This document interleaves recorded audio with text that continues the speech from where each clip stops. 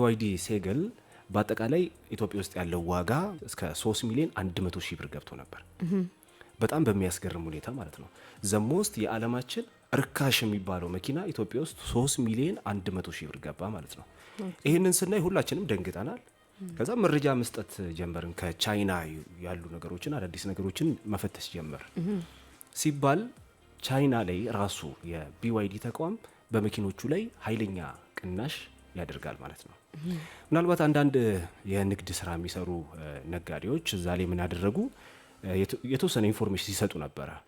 እነሱም የሰጡት ኢንፎርሜሽን አንዳንዶቹ ኢንፎርሜሽኖች የተሳሳቱ ናቸው። ለምሳሌ BYD ቅናሽ ያደረገው በቻይና መንግስት አማካኝነት ነው። ይሄ ሰብሲዲ ይደረጋል አይደል? ብዙ ጊዜ በዛ ምክንያት ነው የሚል ነገር አንስተዋል። እሱ ግን ፍጹም የተሳሳተ ነው።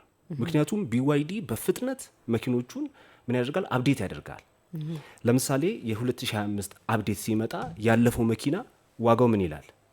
መርከስ አለበት። ግን BYD እዚህ ጋር ፎልት የሰራው ምንድነው? የቀድሞ የBYD ብራንድ ሲግሉን በነበረበት ዋጋ ነው አዲሱን ሞዴል ያመጣው ማለት ነው። ከዛን እዛው በቻይና ተቃውሞ ተነሳበት። ራሱ BYD ምን የሚል ተቃውሞ? ፕራይስ እንትን አላቸው። በነገራችን ላይ ቻይና ላይ የሚሸጡ ማንኛውም ነገሮች ለዋጋው ጋራንቲ ይሰጣቸዋል። የዋጋ ጋራንቲ ያላቸው።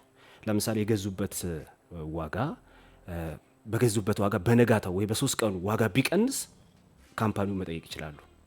አሁን ይህ ሲስተም ኢትዮጵያ ውስጥ የለም። ብዙ ሰው የሚደነግጥበት ትልቁ ምክንያትም ይሄ ነው።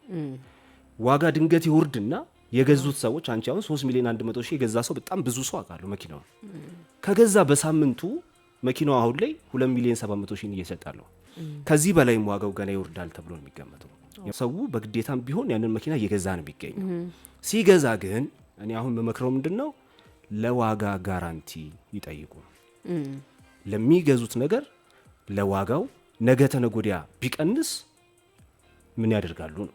የBYD ብቻ አይደለም፣ የሁሉም የኤሌክትሪክ መኪኖች ነው። እዚህ ጋር ጥንቃቄ መደረግ አለበት። በተለይ ፕራይስ ጋራንቲ ያስፈልጋል የምልበትም ትልቁ ምክንያት እዚህ ጋር ነው፣ ኤሌክትሪክ መኪኖች ላይ። ስለዚህ ይሄንን ቢጠይቁ አሪፍ ነው። ነገ ተነጎዲያ የሚመጣው የዋጋ ቅናሽ አደገኛ ነው።